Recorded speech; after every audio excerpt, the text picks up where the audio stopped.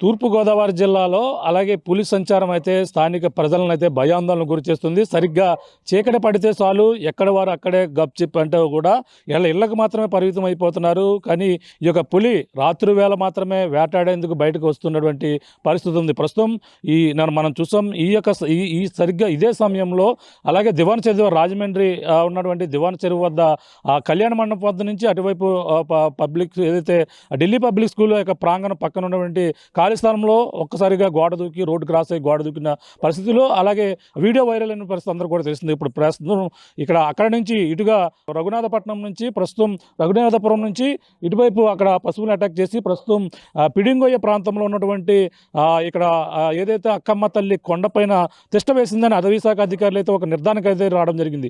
అంటే అడుగు జాడలను బట్టి అక్కడే ఉందని కూడా అక్కడ జీడిమావిడి తోటలో అక్కడ తిష్ట వేసింది, అక్కడే నక్కి ఉందని చెప్పిన నేపథ్యంలో రాత్రి మరీ పులి బయటకు వచ్చేటువంటి సమయంలో ఆర్టీవీ యొక్క ప్రాంతాల్లో కూడా పరిశీలిస్తుంది. ఈ యొక్క ప్రాంతంలో ఆ పులి ఏ విధంగా రోడ్డు క్రాస్ అవుతుందనే తెలుసుకునే ప్రయత్నంలో రావడం జరిగింది. అటవీ శాఖ అధికారులు మొత్తం అందరూ కూడా ఎక్కడికెక్కడ దీనికోసం అన్వేషణ అయితే కొనసాగిస్తున్నారు.